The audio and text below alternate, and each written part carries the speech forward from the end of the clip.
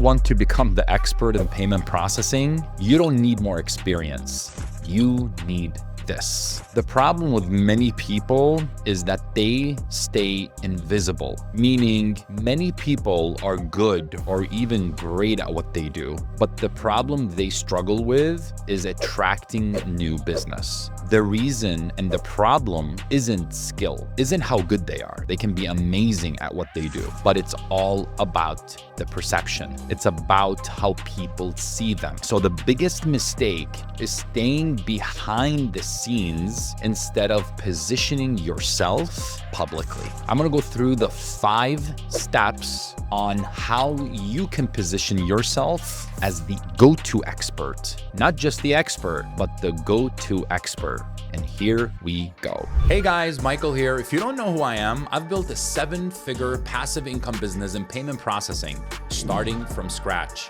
and mastering what works along the way.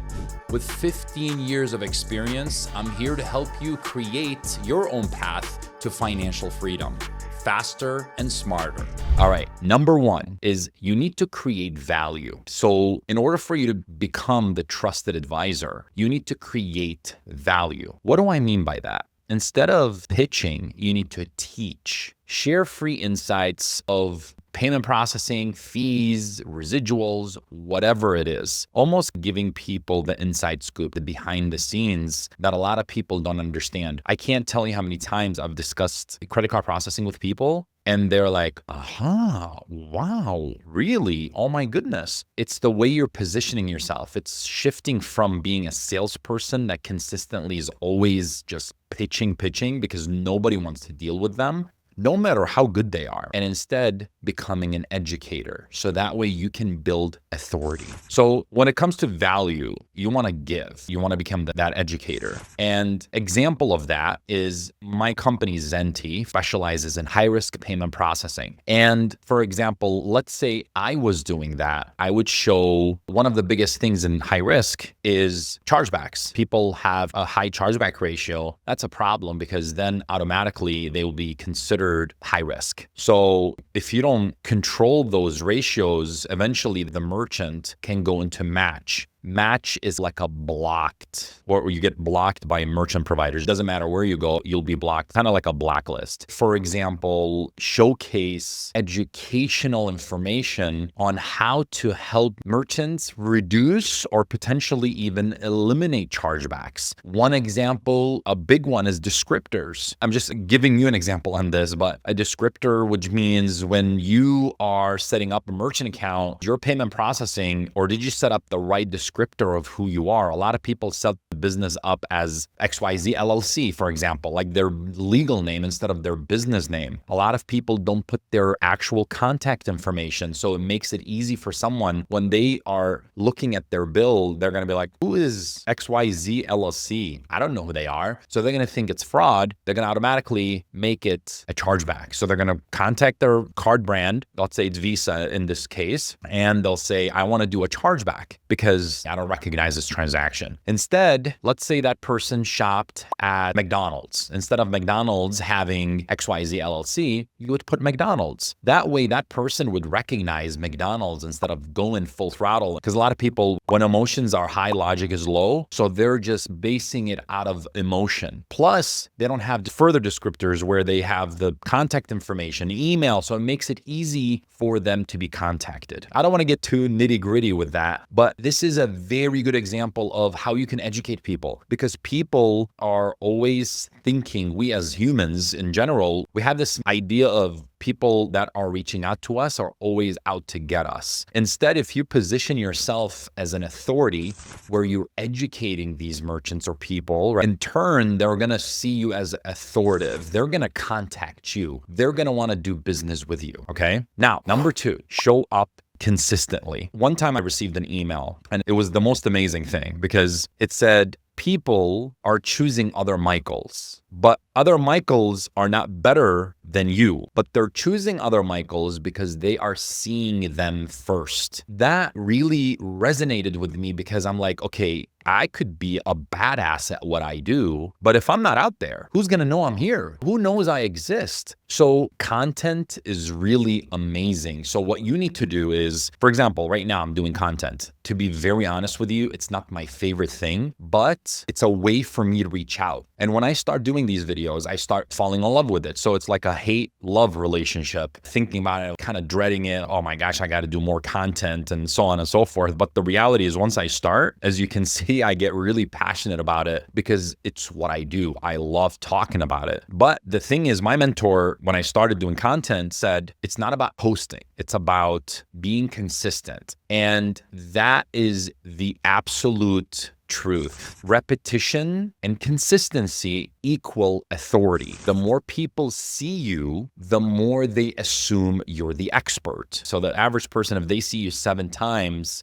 the 8th time, they're going to be like, okay, who is this guy? Who is this gal? That could be social media, networking events, community building. You need to be omnipresent in every way, just showing up. The word is consistent. You need to be consistent. Otherwise, if you do it every now and then, A, you're not reliable, and B, you're not showing the algorithm gods in the social world or even content that you are there. So post about 3 to 4 times per week, but make it consistent. Even if you choose to post twice a week, make it consistent. Make it part of your job that is like, I need to post at least X times every single week and be consistent about it, because that is how you're going to build authority and more people are going to see you. And nowadays, honestly, before you had to have thousands of followers or all of that stuff. Now, if your content is relevant, if it's valuable, highly impactful, people are going to start seeing it, and the algorithm gods are going to showcase your content in front of your buyer persona. It's just going to happen. You can literally post one video today and it can literally change your life. Number 3 is you actually need to specialize in a niche. I've been in the business for 15 years and I didn't start off specializing in high risk, but as the time went by, I went from a generalist to an expert. Generalist can compete, but experts dominate. Here's the thing. If you go to a doctor, let's say your knee is hurting, you're not going to go to a general doctor. You're going to go to an orthopedic doctor, which is a knee doctor. And that's who you're going to go to because that's who you're going to trust because they have expertise in that field. You're not going to go to a general doctor. You may ask the general doctor a few questions, but if you really want a surgery done or whatever, you're going to go to an orthopedic doctor because your knees are bad. It's a very, very, very important thing to become an expert in that niche. And I chose high risk because I knew a lot of merchants already find payment processing difficult as is, but the high-risk industry, not only are they dealing with the payment processing side, they're also dealing with the difficulty of it and how hard it is to navigate. So I said, okay, let me be the expert in that because I can help people. I can help them not only understanding payment processing, but also give them the ease of like, hey, I'm going to hold your hand. I got you. I'm going to give you concierge service and find the best solution because it sucks, absolutely sucks to be labeled high risk, but it's a thing. It exists. And there's a lot of industries that are in it. That's why I chose it because I felt like I could help. Plus, another thing is it's one of the highest paid niches in payment processing because you get to charge more because high risk, high reward kind of deal. But that's not the only reason I got into it. So find your niche, no matter what it is. You could be specializing in cash discount and dual pricing, or you can specialize in providing POS systems for restaurants. Find a niche. You want to be verticalized. The more verticalized you are, the better, because you're going to be seen as the expert rather than the generalists. Now, number 4 is one of my favorites. And that is you need to build social proof through posting. Social proof equals instant authority.